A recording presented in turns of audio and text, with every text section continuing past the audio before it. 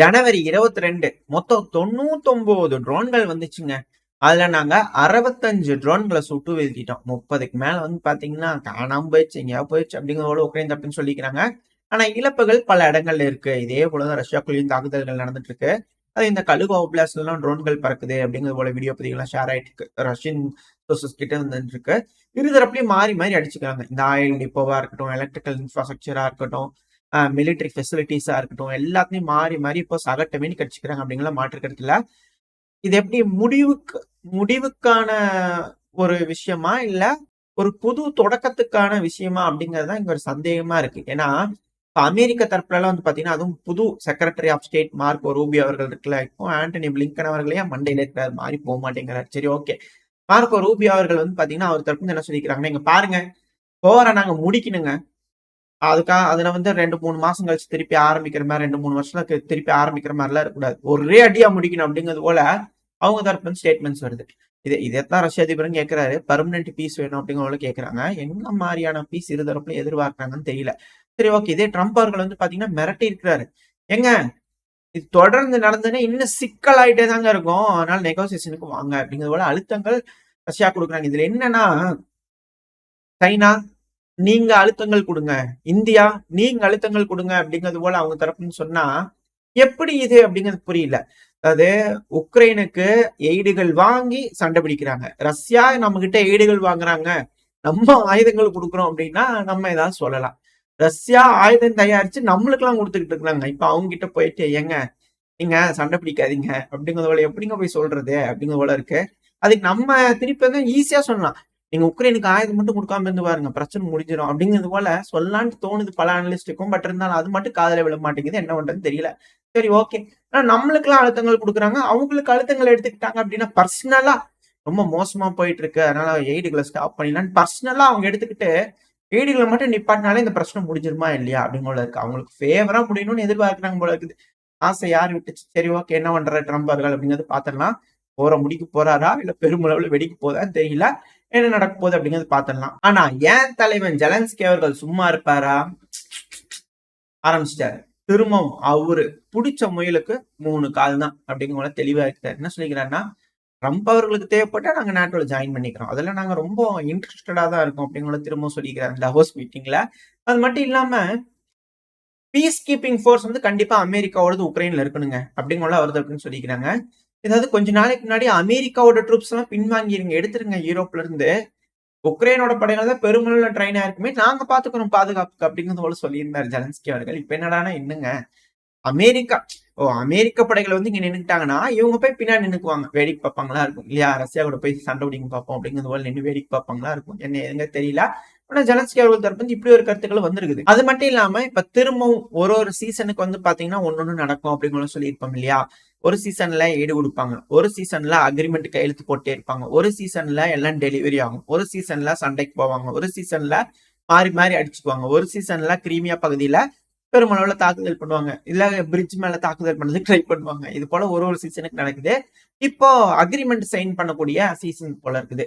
அதனால இப்போ சமீபத்துல கூட பாத்தீங்கன்னா 100 வருஷத்துக்கு பாத்தீங்கன்னா யூகேல அக்ரிமெண்ட் போட்டு போயிருந்தாங்க இல்லையா? அந்த வரிசையில அல்பேனியாவோட பிரைம் மினிஸ்டர் பாத்தீங்கன்னா 10 வருஷத்துக்கு நாங்க அக்ரிமெண்ட் சைன் பண்ணிக்கலாம் அப்படிங்கிற வந்திருக்காரு. ஒரு பைலேட்டரல் உறவுன்னு இருக்காங்க, அதாவது மிலிட்டரி எய்டு, மிலிட்டரி அக்ரிமெண்ட் அந்த மாதிரிலாம் தெரியல, செக்யூரிட்டி கோஆபரேஷன் மாதிரி தெரியல. ஏதோ 10 வருஷத்துக்கு அக்ரிமெண்ட் போட்டிருக்காங்க. என்ன மாதிரியான அக்ரிமெண்ட்? இந்த பகுதி எடுத்துங்க, அதுக்கு பதிலா வேற ஒன்று கொடுங்க அப்படிங்கிற போல ஏதோ ஒரு அக்ரிமெண்டா அப்படிங்கிற போல தெரியல. ஸோ வெயிட் பண்ணி பார்ப்போம் அல்பேனியாக்கும் உக்ரைனுக்கு என்ன மாதிரி மலர்ந்திருக்கு அப்படிங்கிறது போல. அது மட்டும் இல்லாம சவுதி அரேபியாவுக்கு பாத்தீங்கன்னா விசிட் போலாம் அப்படிங்கிறது போல ஜெலன்ஸ்கி அவர்கள் திட்டம் போட்டுக்கிறாராமா. ஏன்னா அங்கே ஒரு பீஸ் சமிட் நடந்தது. எப்படி திரும்பி ஒரு பீஸ் சமிட் ஆர்கனைஸ் பண்றதுக்காக சவுதியில வச்சு பேசி தீர்த்துக்கலாம் அப்படிங்கிற யோசிக்கிறாங்களா இல்ல என்ன எதுங்க தெரியல. சவுதி அரேபியாவுக்கு ஒரு விசிட் விடுறதுக்கு ரெடியா இருக்கிறாரு. அடுத்தது பாத்தீங்கன்னா அழுத்தங்கள் கொடுக்க ஆரம்பிச்சுக்கிறாரு. எங்க அசர்பைஜான் விமானத்தை அடிச்சாங்கல்ல, சும்மா விட்டுறாதீங்க, மறந்துடாதீங்க, என்ன ஒண்ணும் பேச்சும் காணோம், ஒண்ணும் காணோம், ஆரம்பிங்க என்னங்க நீங்க அப்படிங்கிறது போல ஜெலன்ஸ்கி அவர்கள் தலைவன் திரும்பவும் ஞாபகப்படுத்திக்கிறார். பாத்தீங்களா, ஒரு நாட்டுக்கு நடந்த இன்னல்களை ஞாபகம் வச்சுக்கிட்டு போர்ல இருக்கும்போது கூட எங்க உங்களுக்கு அநியாயம் நடந்திருக்கு பாருங்க, தட்டி கேளுங்க அப்படிங்கிறது போல ஞாபகப்படுத்துறாரு பாருங்க. எந்த அளவுக்கு என் தலைவன் சூப்பர்னு பாத்தீங்களா? ஆனா இதே நேரத்துல நம்மளோட ரஷ்யா இருக்கிறாங்க இல்லையா, நேரா கிளம்பி யூகேவோட வாட்டர்ஸ்க்கு ஒரு விசிட் விட்டுருக்காங்க. ஏன்னா 100 வருஷத்துக்கு என்னமோ செக்யூரிட்டி அக்ரிமெண்ட் கொடுத்துக்கிறீங்களா, என்ன மாதிரியான செக்யூரிட்டி உங்களுக்கு இருக்கு அப்படிங்கிறது போல எட்டி பார்த்துட்டு வரலாம் கொஞ்சம் பிரிட்டன் பக்கத்துல போய் அப்படிங்கிறது போல ஸ்பை வெஸ்ல வந்து பாத்தீங்கன்னா அனுப்பிச்சுட்டு இருக்காங்க ரஷ்ய தரப்பு இருந்து. அது பிரிட்டனோட டிஃபென்ஸ் மினிஸ்டர் வந்து பாத்தீங்கன்னா டிஃபென்ஸ் செக்ரட்டரி அவர் தரப்பு ஸ்டேட்மெண்ட்ஸ் இருந்துட்டு, ஏங்க எங்களோட வாட்டர்ஸ்குள்ள வந்துட்டாங்க அவங்க ரஷ்யா ஸ்பை வெஸ்ல எடுத்துட்டு வந்துட்டாங்க, உளவு பார்க்கறதுக்காக வந்துருக்காங்க அப்படிங்கிறது போல அவங்க தரப்பு இருந்து கதறல்கள் இருக்கு. சண்டைக்குன்னு வந்தாச்சுன்னா அப்புறம் எல்லாம் மாறி மாறி நடக்கத்தானே செய்யும். இங்க ஒரு குண்டு விழுகுதுன்னா அங்கேயும் ஒரு குண்டு விழுகத்தான் செய்யும். எல்லாத்துக்கும் வந்து கொஞ்சம் பார்த்து சூதானமான இருக்கணும். இங்க மட்டும் குண்டு விழுந்துட்டு இருந்ததுன்னா எப்படி அப்படிங்கிறது போல சில அனலிஸ்ட் வந்து கேள்விகள் இருக்கு. ஏன்னா டாம்சால மிசைல்கள் யூகே தான் கொடுக்குறாங்க. அந்த மிசைல்கள் ரஷ்யாவோட டெரிட்டரிக்குள்ள போகும்போது ரஷ்யாவோட மிசைல்கள் யூகேவோட டெரிட்டரியில் விழுந்தா என்ன தப்பு அப்படிங்கிற சில அனலிஸ்ட் வந்து கருத்துக்கள் இருக்கு. சில அனலிஸ்ட்லாம் ஆசையா கூட இருக்கலாம். அதெல்லாம் என்ன பண்றது, நடந்தாதான் உண்மை. அதெல்லாம் உலக போர் வந்தாதான் நடக்கும். ஸோ அதனால வந்து முதல்ல அடி வாங்குறது யூகேவா தான் இருக்கும்னு நினைக்கிறேன். ஏன்னா பல நாடுகளும் கங்கணம் கட்டிட்டு இருக்காங்க இந்த யூகே பிரான்ஸ் பத்தி பார்த்துட்டு. அதாவது ஆப்பிரிக்காவை பொறுத்த வரைக்கும் பிரான்ஸ்க்கு ஆகாது. ஏசியாவில் இருக்கக்கூடிய சில நாடுகளுக்கு வந்து பாத்தீங்கன்னா யூகே ஆகாது. ஸோ அதனால எந்த மாதிரி இந்த போர்ல வந்து அணிகள் செய்யறாங்க, இதுல எந்த மாதிரியான தாக்குதல்கள் மாறி மாறி இருக்க போகுது அப்படிங்கலாம் பார்க்கலாம். நடக்காது. ஒரு வேலை இருந்துச்சுன்னா அணிகள் இப்படி பிரிஞ்சுக்குவாங்க அப்படின்னு சொல்லப்பட்டு வருது. அப்படியே என்னங்கெல்லாம் பார்த்துடலாம். அடுத்தது அப்படியே நம்ம அமெரிக்கா கிட்ட வந்துடலாம். அமெரிக்கால வந்து பாத்தீங்கன்னா வெர்மாண்ட் பகுதி, அதாவது இந்த கனடா அமெரிக்கா பார்டர் பகுதியில வந்து பாத்தீங்கன்னா ஒரு தாக்குதல். இந்த தாக்குதல்னால பார்டர் கார்டு ஒருத்தர் வந்து பாத்தீங்கன்னா இறந்துட்டாரு. துப்பாக்கி வச்சு சுட்டிருக்காங்க. இது இல்லீகல் இமிகிரண்ட்னால நடந்திருக்கு அப்படிங்கிற போல செய்திகள் இனிஷியலா வந்துகிட்டு இருக்கு. நான் இந்த பதிவு ரெக்கார்ட் பண்ணிட்டு இருக்கும்போது எந்த மாதிரியான ரியாக்ஷன் இதுக்கு மேல வந்து பாத்தீங்கன்னா அமெரிக்கா எடுப்பாங்க கனடா மேல அப்படிங்கலாம் தெரியல. டஃப்பான ஒரு பொசிஷன் இருக்கும். என்னடா எங்களோட இணைஞ்சுக்கு ஒரு மாகாணமா இல்லைன்னா அப்படிங்கிறது போல இருக்கிற மாதிரி இருக்கு. சில அனலிஸ்ட் வந்து பார்வையில பார்க்கும்போது அப்படி தெரியுது அப்படின்னு சொல்லிக்கிறாங்க சில அனலிஸ்ட் இருந்து. ஏன்னா இப்ப மெக்சிகோட பார்டர்லாம் க்ளோஸ் பண்ணிட்டாங்க. ஒரே அழுகாட்சி சீனா இருக்குது இந்த மெக்சிகோ அமெரிக்கா பார்டர்ல. ஒரு ஆப் வச்சிருந்துக்கிறாங்க. அதை வந்து புக் பண்ணிட்டோம்னா அந்த டைமுக்குள்ள அந்த இடத்துக்கு போனோம்னா அவங்களை வந்து அலோவ் பண்ணிடுறாங்க. இதுக்கு முன்னாடி எல்லாம் அப்படி இருந்தது. ஆனா இப்ப இழுத்து மூடிட்டு யாரையும் அலோவ் பண்ண மாட்டோம் அப்படின்னு சொல்லிக்கிறாங்க. இதுக்கப்புறம் அமெரிக்காக்குள்ள இருக்கக்கூடிய இல்லீகல் இமிகிரேஷன் புஷ் பண்றதா சொல்லிக்கிறாங்க இல்லையா. அதனால ஏகப்பட்ட பிரளயம் இந்த பகுதியில வெடிக்கும் அப்படின்னு சொல்லப்பட்டு வருது. அதே போல ஒரு சினாரியோ வந்து பாத்தீங்கன்னா இங்க கனடாக்கு வந்துருமா அப்படிங்கறத இங்க இருக்கக்கூடிய சிக்கல். ஏன்னா அங்கேயும் ஒரு தாக்குதல் எல்லாம் நடக்குதுன்னா பார்டர் க்ளோஸ் பண்ணுங்க ஃபர்ஸ்ட்.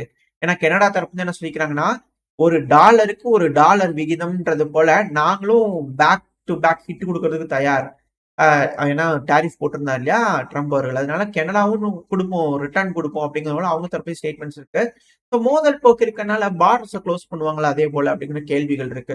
சிக்கல்கள் உருவாகும். என்ன மாதிரி எப்படி எதிர்கொள்றாங்க அமெரிக்கா அப்படிங்கலாம் பார்த்துக்கலாம். அடுத்து அப்படியே கீழே மெக்சிகோக்கு வந்துட்டோம்னு வச்சுக்கோங்களேன். மெக்சிகோட அதிபர் ஷென்பம் அவர்கள் இருக்காங்க இல்லையா, அவங்க தரப்பு ஸ்டேட்மெண்ட்ஸ் இருக்கு. அது எங்களுக்கும் சரி இந்த உலகத்துல இருக்கக்கூடிய மற்ற நாடுகளுக்கும் சரி இது எப்பவுமே கல்ஃப் ஆஃப் மெக்சிகோ தான். கல்ஃப் ஆஃப் அமெரிக்கான்றது அமெரிக்காவுக்கு மட்டும்தான் அப்படின்றதோட அவங்க தரப்புன்னு சொல்லிக்கிறாங்க. ஏன்னா ட்ரம்ப் அவர்கள் புளோரிடாவோட கவர்னர்லாம் வந்து பாத்தீங்கன்னா அது கல்ஃப் ஆஃப் அமெரிக்கான்னு பேர் மாற்றம் செஞ்சுட்டாங்க இல்லையா. அந்த ஒரு காரணத்தினால இவங்க தரப்பு இப்படி ஒரு ஸ்டேட்மெண்ட் வந்திருக்கு. ஆனா எனக்கு தெரிஞ்சு அமெரிக்காவோட நட்பு நாடுகள்லாம் கூடிய சீக்கிரத்துல பேரை மாத்தலாம் ஆச்சரியப்படுறதுக்கு இல்லைங்க, கொஞ்சம் பார்த்து இருந்துக்குங்க அப்படிங்கிறது போல இருக்கு. யூரோப்பியன் யூனியனுக்குமே அமெரிக்காவுக்குமே சில பல மோதல் போக்கள் தெரிய வருது. ஆனா பொறுத்து தான் பார்க்கணும். ஏன்னா ட்ரம்ப் அவர்கள் கொஞ்சம் கெடுபிடி காட்டுற மாதிரி இருக்கு. அதாவது இங்க பாருங்க, இப்போதைக்கு யூரோப்பியன் யூனியனுக்கு டாரிஃப் இல்ல, அதிகமான கேஸ் எங்க கிட்ட வாங்கணும் அப்படிங்கிறது போல கோரிக்கை வந்து பாத்தீங்கன்னா ட்ரம்ப் அவர்கள் வச்சிருக்காங்க. ஆனா யூரோப்பியன் யூனியன் என்ன சொல்லிக்கிறாங்கன்னா இங்க பாருங்க, ரஷ்யா கிட்ட இருந்து வாங்குற ஆயிலும் கம்மி பண்ணியாச்சு, கேஸையும் கம்மி பண்ணியாச்சு. இப்ப எங்களுக்கு கேஸ் எல்லாம் ரொம்ப ஜாஸ்தியா இருக்கு, அதை கம்மி பண்றதுக்கான வழியை பாருங்க, உங்ககிட்ட வாங்கிக்கிறோம் அப்படிங்கிறது போல அவங்க தரப்பு இருக்கு. அதாவது யூரோப்பியன் இன்ட்ரெஸ்டையும் நீங்க பாக்கணும் அப்படிங்கிறது போல யூரோப்பியன் யூனியன் வர்ஸ்லா ஒன்றலா அவர்கள் இருக்காங்க இல்லையா, அவங்க தரப்பு ஸ்டேட்மெண்ட்ஸ் எல்லாம் வந்திருக்கு. ஸோ இதை ட்ரம்ப் அவர்கள் கன்சிடர் பண்றாரா அப்படிங்கலாம் பாத்துக்கலாம். இந்த ஒரு காரணத்தினால நிக்கோலஸ் மதுரோ அவர்கள் இருக்கிறார் இல்லையா, அதாவது வெனிசுலாவோட புது அதிபர் தான் ஒரு 3வது முறையா புதுசா தேர்ந்தெடுக்கப்பட்டு உட்காந்துருந்தார் இல்லையா. அதனால அமெரிக்க தரப்புன்னு சொல்லிக்கிறாங்க, பாருங்க அதிபராலாம் தேர்ந்தெடுக்கிறதுன்னு ஒத்துக்க மாட்டோம். ஆனா இந்த ஆயில் டீல் இருக்குல்ல, அது எங்களுக்கு பிடிச்சிருக்கு. ஆயில் ஏற்றுமதி பண்ணுங்க, நாங்க வாங்கிக்கிறோம். செவரான் கம்பெனி பண்ணுங்க, நாங்க வாங்கிக்கிறோம், அது மட்டும் பண்ணிக்கிறோம். பட் ஆனா வரவு செலவு வச்சுக்கலாம், உங்களை நான் அதிபரா சேர்ந்து ஒத்துக்க மாட்டேன் அப்படிங்கிறது போல அமெரிக்க தரப்புன்னு சொல்லிக்கிறாங்க. அமெரிக்காவோட ரிசர்வ் ஃபுல் ஆகிற வரைக்கும் தான் இந்த வெனிசுலாக்கு கொஞ்சம் ஒரு டைம் கிடைக்கும். இல்ல அப்படின்னா அதுக்கப்புறம் அங்க சிக்கல்கள் நடக்கும் அப்படிங்கலாம் மாற்றுக்கிறதுல. அந்த ரிசர்வ் வர வரைக்கும் ஓகே ஓகே அப்படிங்கிறது போல இருக்கும். அதுக்கப்புறம் பிடிச்சிருவாரு அப்படிங்கிற பல அனலிஸ்ட் வந்து கருத்துக்கள் இருக்கு. அதனாலே என்னமோ இது போன பதிவு சொல்ல வந்தா அதுக்கப்புறம் கிளியரா சொல்லாம விட்டேன். இந்த நிக்கோலஸ் மதுரா அவர்கள் இருக்கா இல்லையா, மிலிட்டரி ட்ரில் ஃபுல்லா பண்ணுங்கப்பா, நேவல் ட்ரில் ஃபுல்லா பண்ணுங்கப்பா அப்படிங்கிறது போல ட்ரில் பண்றதுக்கு நாடு முழுவதும் பார்த்தீங்கன்னா தயார் பண்ணிட்டு இருக்கிறாரு. இதுக்கப்புறம் நாடு முழுவதும் கட்டாய ராணுவ சட்டம்லாம் வந்தாலும் ஆச்சரியப்படுறதுக்கு இல்லைன்னா பெரும் போர் வந்துருமா அப்படிங்கிற போல பதட்டத்துல இந்த ஏரியால இருக்கிறவங்க இருக்கிறாங்க அப்படிங்கிற போல புரிஞ்சுக்க முடியுது. வெயிட் பண்ணி பார்ப்போம். நானாலும் கொஞ்சம் சிக்கல் தான். அது மட்டும் இல்லாம இப்போ சீனியர் ஹிஸ்புல்லா கமாண்டர் வந்து பாத்தீங்கன்னா அசாசினேட் பண்ணிட்டாங்க. ஒரு அடையாளம் தெரியாத நபர் துப்பாக்கி வச்சு சுட்டுட்டு போயிட்டாரு அப்படிங்கிற போல செய்திகள் வந்துகிட்டு இருக்கு. அடுத்தடுத்த பயில என்ன ஏது அப்படிங்கறதெல்லாம் அடுத்த செய்தியில பார்க்க ஆரம்பிக்கலாம்.